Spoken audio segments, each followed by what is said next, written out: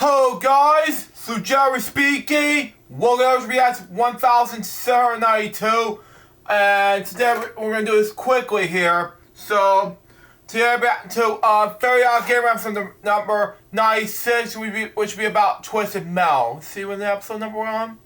Number Very OddGamer? Yeah, it was 96. Okay. So let's begin in 5, 4, 3, 2, 1, go.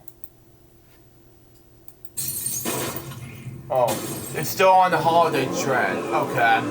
Did not know what to do next, but whatever. That's just me.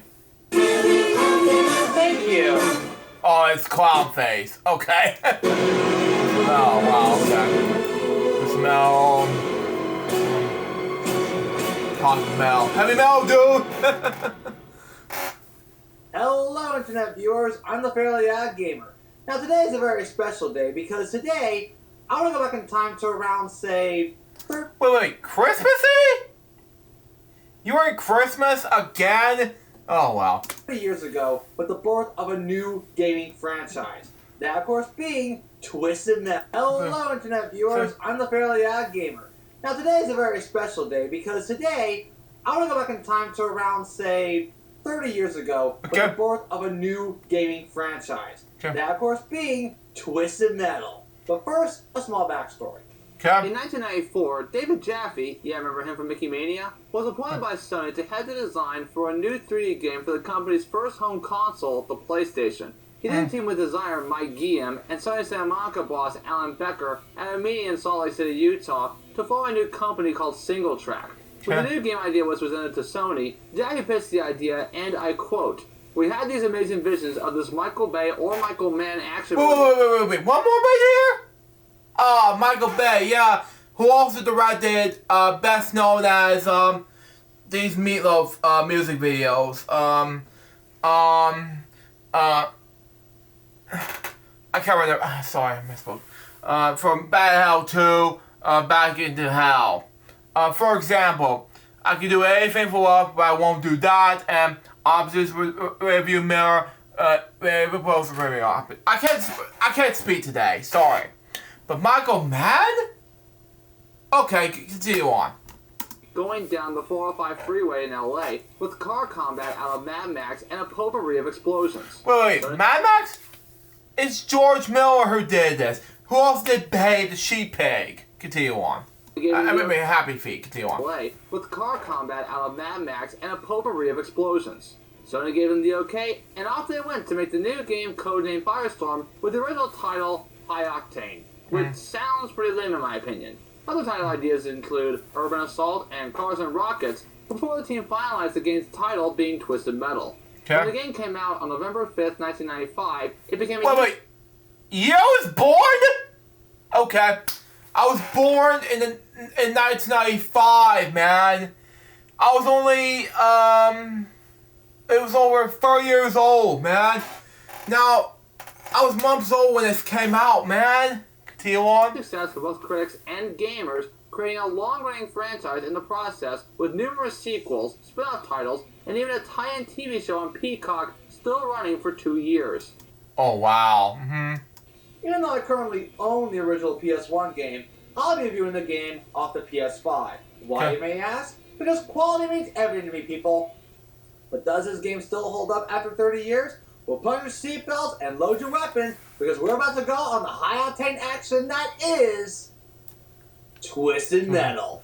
If you want this remix for you by, along with Chris Kenny, because we talked about this 2 nights ago on his stream, and BBT's 60th anniversary stream, he said this, and I quote, "Twisted Metal is one of his favorite games of all time."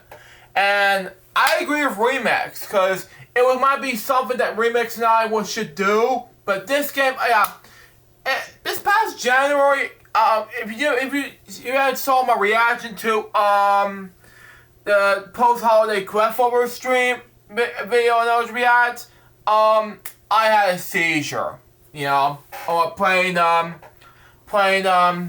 let's say, Tetris Blast from the for Game Boy, you know.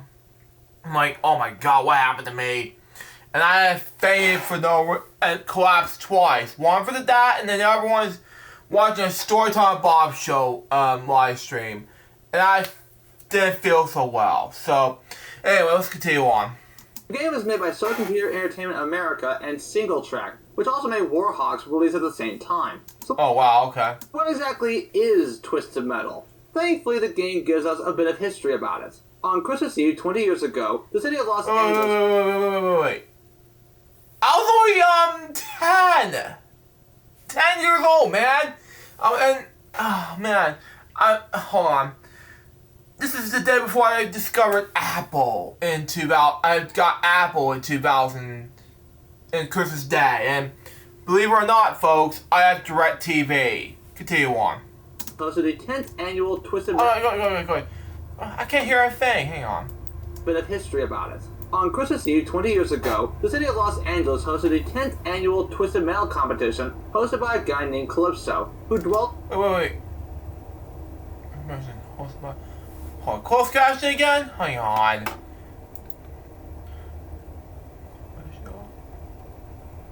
Okay, continue on, listen. Beneath the streets of LA.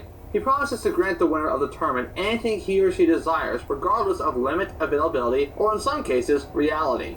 Calypso invites 12 combatants to take part in said competition, ranging from assassins, mercenaries, vigilantes, pro drivers, social misfits, and even joyriders.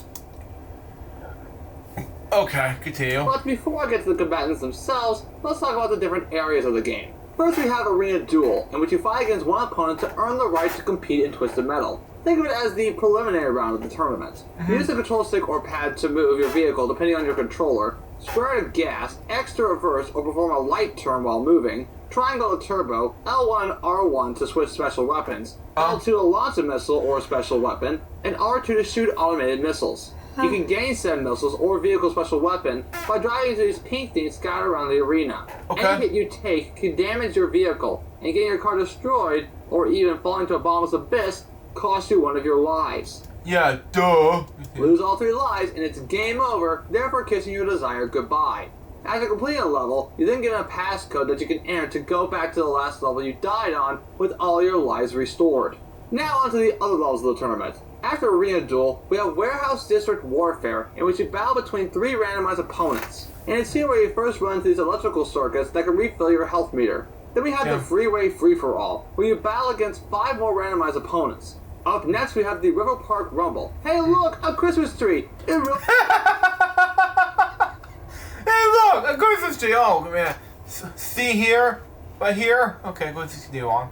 Well, it is a Christmas game after all. But anyway, you have to destroy 6 more opponents. Then we have the suburb level, Assault on Suburbia. It may look nice, but it's said to be the bloodiest battle of the tournament by far.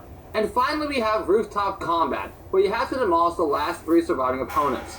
However, it's not over yet. You now have to endure the final battle against Minion, the winner of last year's Twisted Metal tournament. And by the way, we have no idea what Minion's wish was. Maybe you could have wished to be in a better movie franchise. Despicable Me?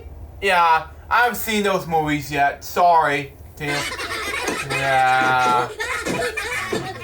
But anyway, Minion is probably the toughest opponent to ever take part in this contest. It's packed with every type of weapon imaginable, with missiles, special weapons, the whole works. All you have to do is have Hellbreak loose and use every single opponent you can at Minion. Eventually, you're able to defeat Minion and can now drive to Calypso to claim your prize. I should mention that there's a secret level in the game called the Fight for Your Life, which can only be accessed by entering a certain passcode. All you have to do is defeat 5 opponents in the Arena Duel level. And here's the reason why I saved the combatants for last. Each of the 12 competitors have different weapons as well as a different desire. So therefore, each character has a different ending. First up, we have Sweet Tooth, which would end up being the trademark vehicle of the franchise. The driver in question is Niels Kane, a psychotic clown who escaped from an LA mental hospital 5 years prior to the events of the game. His special weapon is a flaming projectile called a napalm cone that comes in vanilla and chocolate.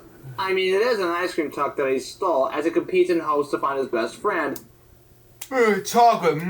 You made me hungry there, Lucas. Continue on. Which ends up being a crumpled up paper bag called Crazy Harold the Wacky Lunch Sack, according to his story ending. Next we have Yellow Jacket, driven by a cab driver named Charlie Kane from the Big Apple, who loads his cab with flaming Molotov cocktails. Why is he competing in the tournament, you may ask? It turns out that he wants to know about his son, who had disappeared as a young man 20 years prior to the events of the game.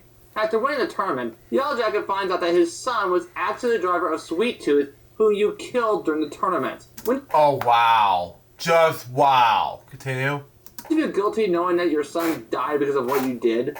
Moving on, we have Darkseid, a heavily armored big rig. Ooh! Bigger truck this time. I see what's going there. It is very slow. But hey, at least it has Whitefire Death Blast stolen from the depths of hell. It's driven by Mr. Ash, who competes in the tournament, hopes to retrieve an item so powerful that it could destroy the world.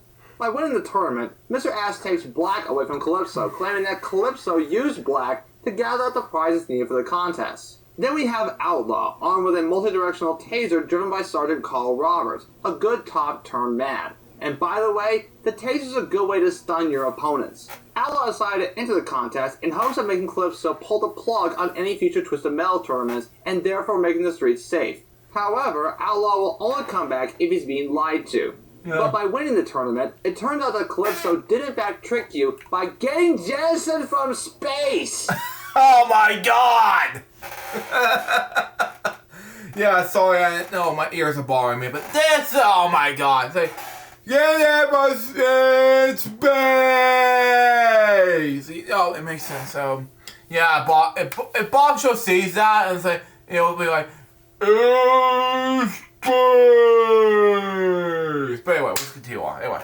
Being left there for all eternity. Next is a lowrider 64 Impala. Ooh, a pink version of cars. Okay. And is that some dude over there? Yeah. He kind of reminds me of Bernie Mac to me. Continue on. Ace. Being left there for all eternity. Next is a lowrider 64 Impala called Thumper, armed with an insane flamethrower. The driver in question is Bruce, who's been trying to save his neighborhood, his family, and himself. I'm confused about these names. Sorry, continue on. The driver in question is Bruce, who's been trying to save his neighborhood, his family, and himself from the constant game battles of urban LA. He believes that taking part in the contest is his last shot at taking his neighborhood out of the war zone. Bruce wants all the fighting and violence to stop as his wish for winning the tournament. On to the next combatant, Crimson Fury. Well, it is the fastest wish for winning the tournament. On to the next combatant.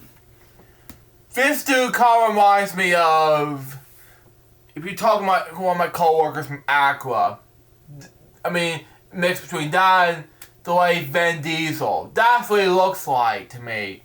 Continue on. Crimson Fury. Well, it is the fastest car in the game. Did Vin Diesel still... Oh, hang on. Oh, man.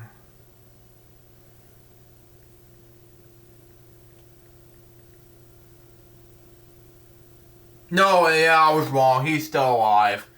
Yeah, I was wrong. Continue on. I felt that the overall handling of this vehicle is extremely sensitive. However, it does come with a Crimson Blade, which is a thin red armor melting laser. It's driven by Agent Stone. No. Huh?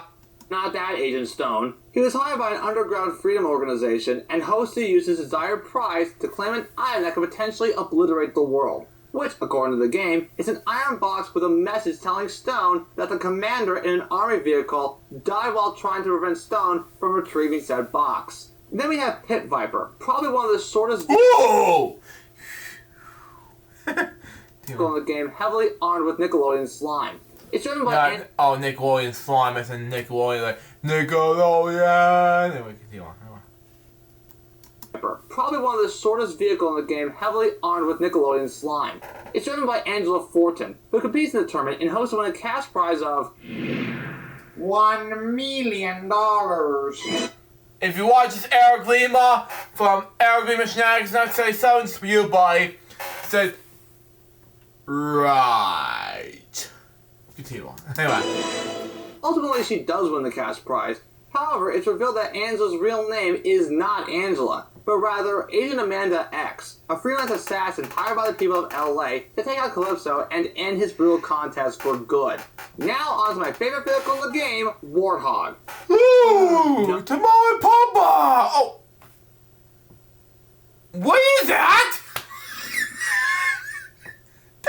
Warthog? Okay. Good. Now on to my favorite vehicle in the game, Warthog. Ugh, no. Not that Warthog. Yeah. Yeah. Dummy! This Warthog. Thank An you. army vehicle that can nail enemies with not one, not two, but 3 homing missiles all at once. And yeah, I know you can get homing missiles in the game, but nothing compares to shooting 3 homing missiles at once. And the handling is just perfect for me. It's driven by Commander Mason, who hopes that Calypso can help him retrieve an I'm sorry. I can't say anything I was trying to say, but if you can't to see, ask people to see what was my map come out, man. I said make it Georgia, my home state, you know. But no, it's a little different. Commander Mason, but it's a little different. No, maybe Warthog is more like Warthog the animal. The point of the talks. I'll show you what I mean. And not this truck you're referring to. It's so huge. I'm not going to provide that. Warthog. That is a Warthog. See here in the picture.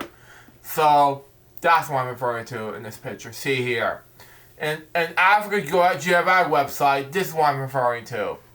So yeah, this is a wild animal. See here. According to the Chinese, so 2019 marks the year of the pig. Okay, so what better to celebrate it with taking a look at Africa's own wild pig, the Warthog. It's so adorable. I love such very much. To avoid any confusion, there's already every species of pig in Africa. So there's a Russian wild pig, sus Swabia, found in North Africa, as well as a bush pig, Polymarchix that, which is quite common in East and Southern Africa. Okay? Now, as interesting those are, the Warthog is just as fascinating, and here we get to find out a bit more about this wild member of the pig family with the following chart facts. Okay? Now, here are some examples. The 2 species of warthog. There are 2 species of warthogs. The color warthog, part of Afghanistan, that we have been 4 subspecies, and there are the desert warthog, I was pronounced it, sorry. There are 2 subspecies from that. One of which went from extinct in the 1870s. The common warthog have the wildest distribution of Africa, whereas the desert warthog found in Amphibia, pronounced it, sorry, Kenya and Somalia. The common warthog is found in much of Africa, below the Sahara Desert. There are Amphibia in East Africa and Southern Africa, with a favorite habitat tax being grassland, savanna, and woodlands.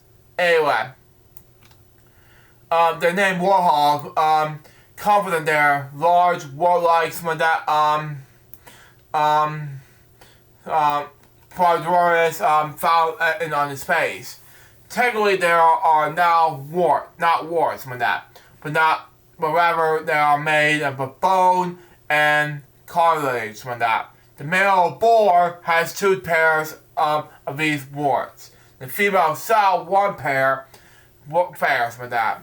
Warthogs have lived in dominant burrows, so they are dug out by other animals, such as aardvarks or porcupines. Now, these burrows are used for a number of reasons, such as for sleeping, where they raise their young in a safe place to escape from predators. In order to ensure that their safety and when protecting themselves from pursuing predators, they will slide into a bow backwards, tail fit first, so that they can use their fortnite attacks to defend themselves against unwanted gas. Which is, I love pigs very much, don't worry, you get me wrong, but this is more embarrassing warthogs. Anyway, when starting and threatened, warthogs will be surprisingly fast, running the speeds up to 50 kilometers per hour. Okay? So, I'm gonna scroll down some more and see what it looks like. Oh, this is an adorable pig. See here. Now, you can notice that their face is quite wild and fast. Okay, flat. Something like that. This is adorable pig. Anyway.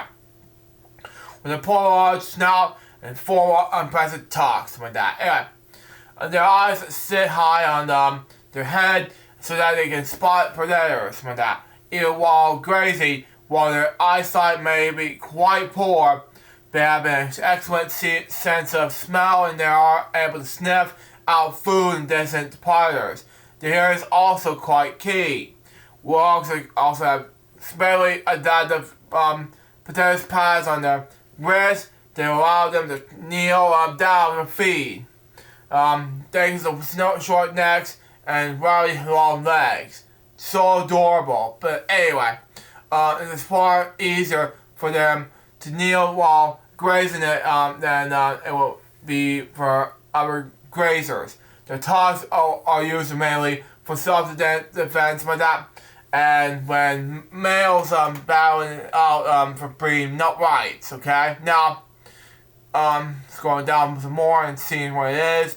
Quite often when you see a warthog in the wild, will either be running away from its tail straight up or grazing. Warthogs are spent most of this time grazing for food, with grass in the stable and the diet. However, they are herbivorous, meaning they eat both plants and small animals. When they're given the opportunity, the diets can be quite adaptive depending on the availability of resources like that. Anyway, usually you can see them eating grass and using their snout, and sometimes tongues. Anyway, to dig up bulbs and roots, something like that. Other common food items include eggs, corn, fruit, berries, insects, and mushrooms. Okay, I'm gonna wrap up the warthog thing before we continue on. But female warthogs are special creatures. I love that; it's adorable. But and lives in actual groups called sounders, and with one or two adult females when they're young. Wow, okay. Sounders could apply home and range, but are not terrible from that. Anyway, these growls can get quite noisy as warthogs love to communicate with each other, using a range of vocals for grunts and snorts to squeals and growls. Young males usually form moves bachelor groups, but when reaching adulthood, they will go over their separate ways in the lead of surgery life. Okay, now female warthogs will have an average of 4 piglets. Okay, after about 5 or 6 month gestation period, being very protective mothers. The females will leave the sounder to give birth in separate burial. After about 10 days, they will be allowed to leave the burrow to start exploring the rest of the sounder. The mother will lead them at 3 months, usually about 2 or 4 piglets will survive to adulthood. And mothers will have lost their own mother and be sort of nursing for foster piglets. Fathers or sucking. But anyway.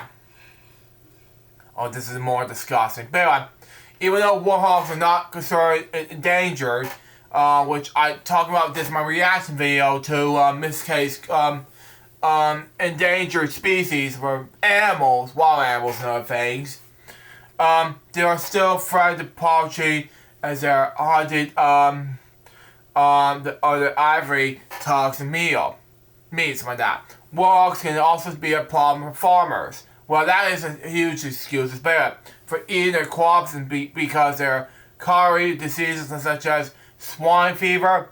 It can be passed onto domestic animals. So far often per se warthogs. Warthogs are like other pig out there, which I love pigs very much, but to roll in the mud. They do this for very important reasons. To protect them from the harsh rays of the African sun and against insect bites. Wow. Rolling in the mud provides a layer of natural sunscreen that helps cool them down. Now, one last thing, and that's And this is the last picture we're going to show you, and then we'll continue on. And that's it. Let's continue on. Well, I'm sorry to be off topic here, but let's continue on.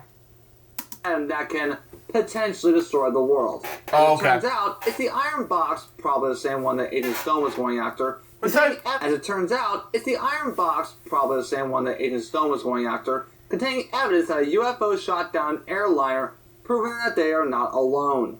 Wow. Up next we have Mr. Grimm. It's a fast, highly Wow, okay. maneuverable chopper armed with a death spawn from the other side. As for the rider, the identity is unknown, but the game describes said Oh my god, yeah. rider as a collector on the hunt for the one item that has eluded him for years. Plot twist, it's revealed Oh my god, I hate Pokemon. Don't get me started on that. Jesus.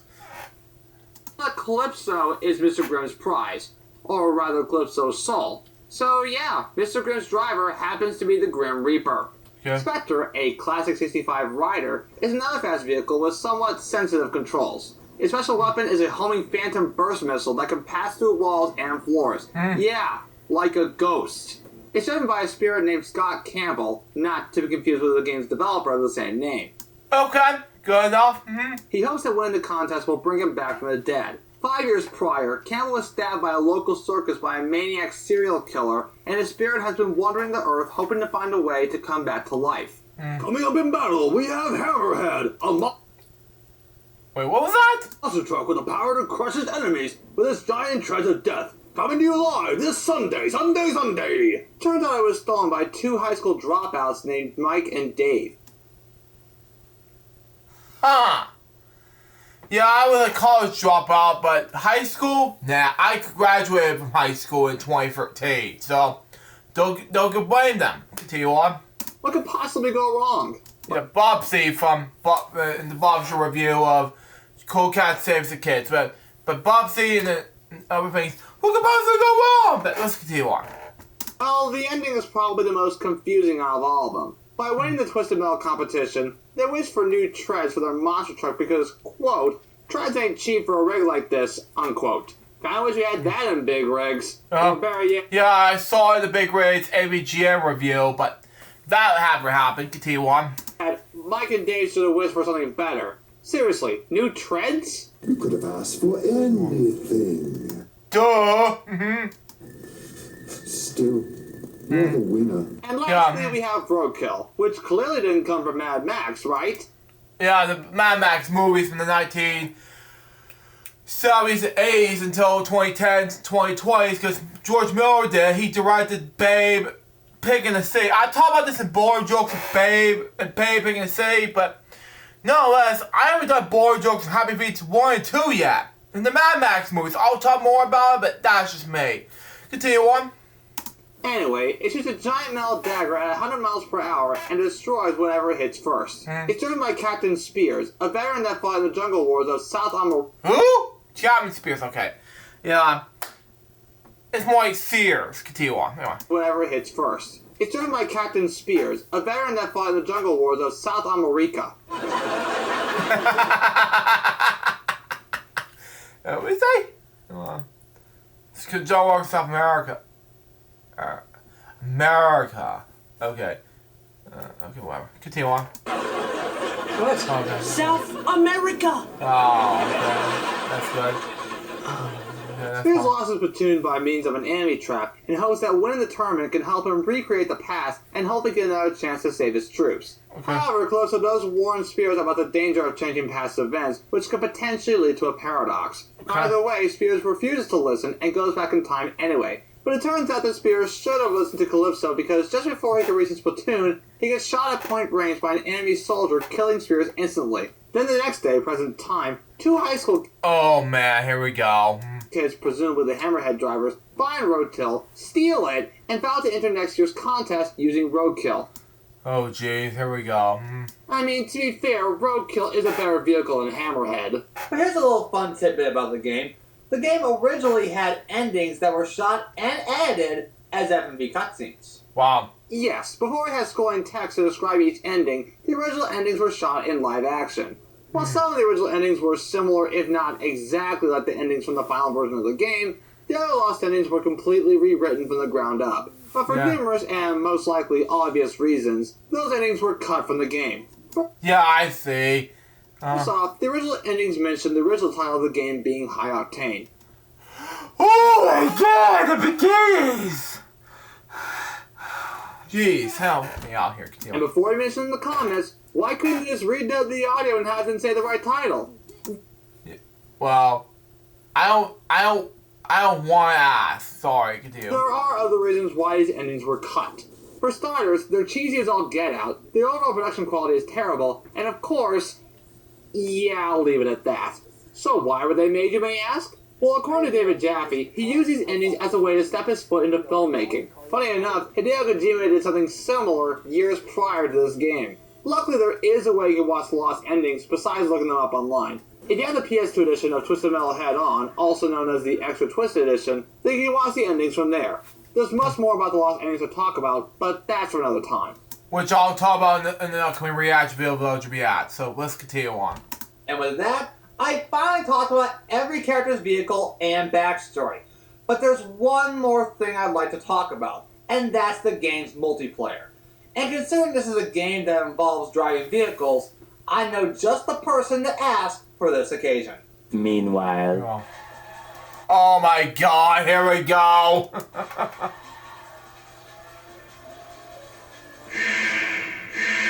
what?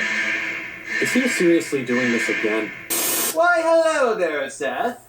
Lucas, what are you doing here? Well, I just so happen to be reviewing Twisted Metal, but I need another player for the game's multiplayer. So you think you can join me for that? Can't you ask OddGamer to join you? I'm kinda in the middle of something here. That's a good... Oh, I see. You're busy.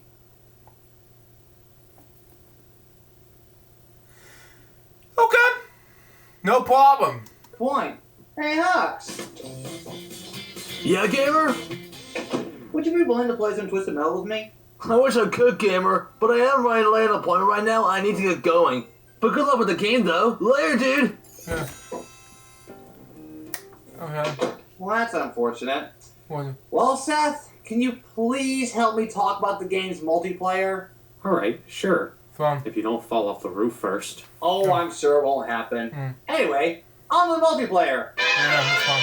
The game's multiplayer is interesting because the game doesn't really end when you finish a round. It instead restarts every time you finish a round, so you have to exit the game from the pause screen if you want to change vehicles or maps. With that being said, you are free to select any unlocked map or vehicle while on multiplayer.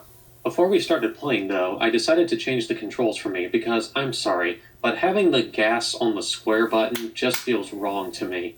I always need it on either the X button or the R2 button. But even then, we've had some close matches while playing as well. There are a lot of times when I would win, and also a lot of times when he would win. So, Lucas, how about those rooftops? Don't remind me. I mean, yeah, we had an equal amount of wins, but I always keep losing for the dumbest reason. Oh, you mean this?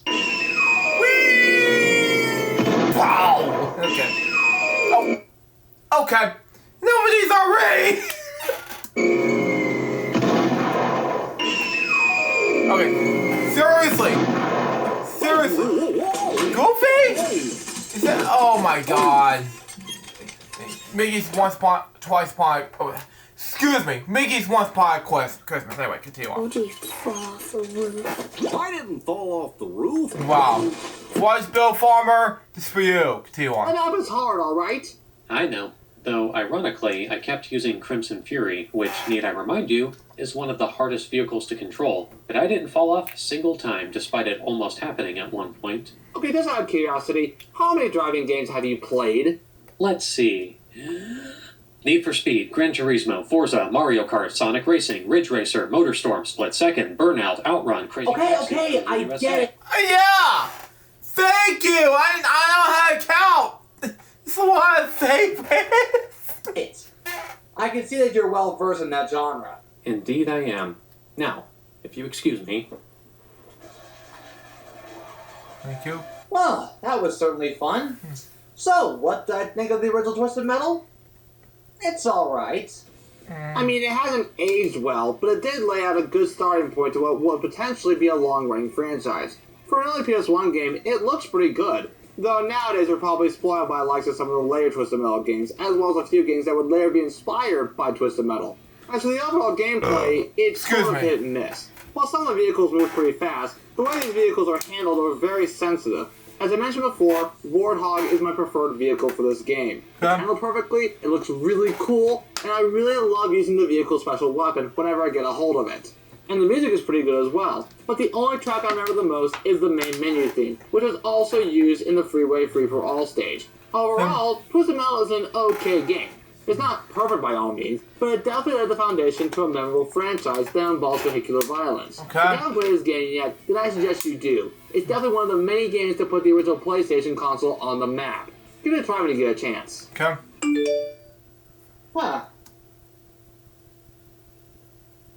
Got a notification. Looks like I get to meet up with the creator of Twisted Mania for my prize. Anyway, I'm the Fairly Odd Gamer, and I wish you a good luck the rest of your day or night, wherever you are. Take care, everyone. Pete. What's going on? Ooh, looks like he's finally here. There we go. Wow. What is going on? What is going on? Congratulations, gamer. You have won my contest, and now you stand before me. Let's see. According to my paper here, you wish to make an amateur edition of a video game or anything based on the Twisted Metal franchise. Am I reading that right? Well, yes, Pete, but I thought you... No buts. You said it right here. Therefore...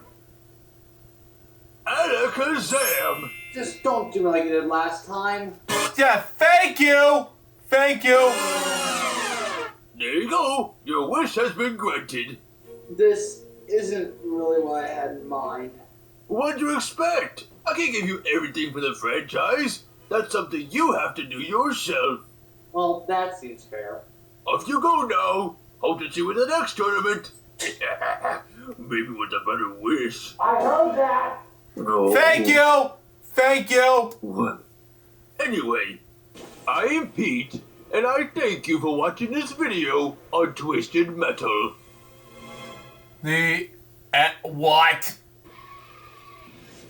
Greetings, fellow viewers. It's Pete again. If you want to take part in next year's Twisted Media tournament, then please support this channel whether on Patreon or YouTube. And so far we have Luke Jeffers, School Tentacles 1997, Scott the Hedgehog, Johnny Gallagher, and Big Money 2112. Good luck taking part in my special tournament! Oh my god, Pete. Yeah, thank you for allowing me to be part of this whole phrase, please. You gotta make me do something, Pete! That was Very Odd Gamer, episode 96, Twisted Metal. And oh my god, yeah, that tournament thing, yeah. Yeah, good luck with that, but, you know, if I would have to do this tournament thing, what happened to Marcio? I want to get that made to happen, you know? I thought we were going to do the 100th episode celebration of Very Odd Gamer. Where did that happen, you know? So, anyway, I don't know what to expect next for Very Odd Gamer, and God rest God Move's soul, you know? He was no longer with us, so there you go. But anyway, that was LJPCBM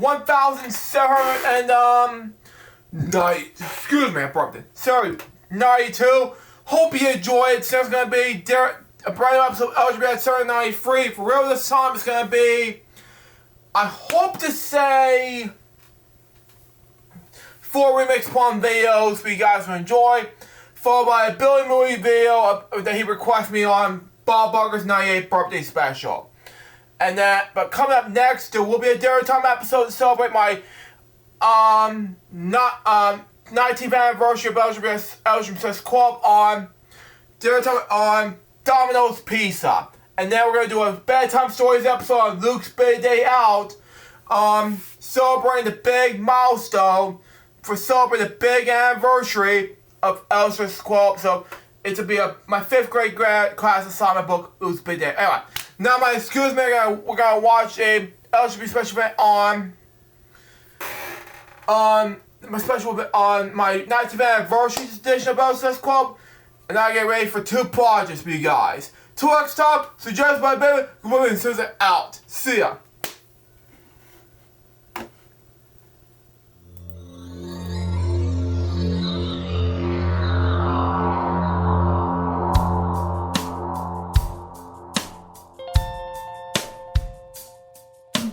Given unto me this life I'll never take for granted, and given all the time I failed to really understand it, I never sought to meet the maker of reality, the one who gave the life that which is always happening, but I tried all the time.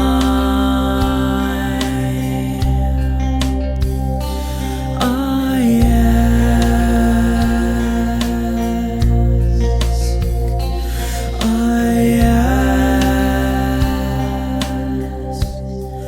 why me? Why was I the one to see things as I do under the moonlight and the sun? Perception is the question, and the giver holds the key.